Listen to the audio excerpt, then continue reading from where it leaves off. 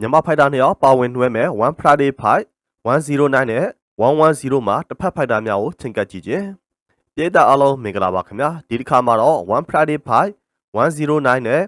110မှာမြန်မာဖိုက်တာတွေနဲ့ရင်ဆိုင်ထိုးသက်ကြမယ်တစ်ဖက်ဖိုက်တာများကိုချိန်ကပ်ကြည့်ကြမှာဖြစ်ပါတယ်အခုလာမယ့်မေ23ရက်နေ့တောက်ကြနေ့ညမှာကျင်းပမယ်1 Friday Fight 109ပွဲစဉ်မှာတော့မြန်မာဖိုက်တာအမီရဲ့ပွဲပါဝင်နေတာဖြစ်ပါတယ်ပြိုင်ဘက်ဖိုက်တာကတော့1မှာတပွဲသာကစားထားပြီးတော့အလဲထိုးအနိုင်ရထားတဲ့အသက်23နှစ်အရွယ်လူငယ်ဖိုက်တာဦးတီခိုင်နဲ့မှွေထိုင်းရှင်ပြိုင်ထိုးသက်ရမှာဖြစ်ပါတယ်။ထိုင်းဖိုက်တာဟာ1ကိုမရောက်ခင်ပရိုမိုးရှင်းများစွာမှာကျင်းလည်ခဲ့တဲ့ဖိုက်တာဖြစ်ပါတယ်။ချစ်ကန်ချက်အသားပေးပြီးတော့ပြင်းထန်တဲ့လက်သီးထိုးချက်တွေနဲ့ပွဲထက်တတ်တဲ့လူငယ်ဖိုက်တာတစ်ယောက်ဖြစ်ပါတယ်။အမီအတွက်အခက်အခဲမရှိတော့တဲ့ပြိုင်ဘက်ဖြစ်မယ်လို့ထင်မြင်မိပြီးတော့ရှော့တွက်လို့တော့မရပါဘူးခင်ဗျာ။အမီအတွက်ကတော့အခုပွဲဟာ9ပွဲမြောက်1စင်မြင့်ထက်မှာထိုးသက်ရမှာဖြစ်ပါတယ်။အရင်ထိုးထားတဲ့၄ပွဲမှာတော့2ပွဲနိုင်2ပွဲရှုံးထားတာဖြစ်ပါတယ်။အခုပွဲတက်ထားတဲ့ဖိုက်တာဟူတီခိုင်ဟာအမီအတွက်ကတော့ဒီပွဲရဲ့အရင်ပွဲဖြစ်တဲ့အဝဲဂေါ်ဒွန်နယ်ပွဲတော့မခက်ခဲပါဘူး။ဒါပေမဲ့လို့ပြိုင်ဘက်ရဲ့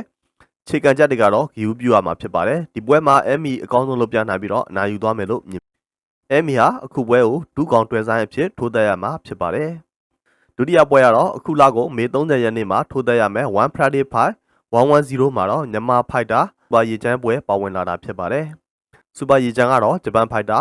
မိုဂါစီဒိုနဲ့ထိုးသက်ရမှာဖြစ်ပြီးတော့မိုဂါစီဒိုဟာအမီရဲ့ပြိုင်ဘက်ဟောင်းဖြစ်ပါတယ်။1မှာ3ပွဲကစားထားပြီးတော့2ပွဲနိုင်2ပွဲရှုံးထားပါတယ်။နိုင်တဲ့ပွဲတွေကတော့အလဲထိုးနဲ့အနိုင်ရရှိထားတာဖြစ်ပြီးတော့တကယ်ကျန်းတဲ့ဖိုက်တာဖြစ်ပါတယ်။အမီနဲ့ပွဲမှာလည်းအမီအတော်အထိနာအောင်ထိုးထားနိုင်သူဖြစ်ပါတယ်။စူပါရီချန်အတွက်အတော်ရုန်းကန်ရလိမ့်မယ်လို့ထင်မြင်မိပါတယ်။အသက်က28နှစ်ဖြစ်ပြီးတော့အရက်က9ပေ9လက်မှရှိကစူပါရီချန်နဲ့9လက်မှလောက်မြင်နေပါတယ်။စူပါရီချန်ကတော့အသက်20အရွယ်သာရှိသေးပြီးတော့အရက်က9ပေ4လက်မှသာရှိပါတယ်။1မှာ3ပွဲထိုးထားပြီးတော့2ပွဲရှုံး2ပွဲနိုင်ထားပါတယ်။ဂျပန်ဖိုက်တာကိုစူပါရီချန်အနိုင်ရဖို့မဖြစ်နိုင်ပေမဲ့လို့အကောင်းဆုံးကြိုးစားကစားသွားနိုင်မယ်လို့ထင်မြင်မိပါတယ်။မြန်မာပြည်သက်တွေအကြိုင်မြန်မာဖိုက်တာ2ယောက်ကိုတပတ်စီခွဲပြီးတော့ကြည့်ရမှာဖြစ်တာကြောင့်မလို့အတူတူစောင့်ကြည့်အားပေးလိုက်ကြပါစို့လို့ပြောကြရင်လည်းကျွန်တော်တို့အစီအစဉ်လေးကိုအဆုံးသတ်လိုက်ရပါတယ်ခင်ဗျာ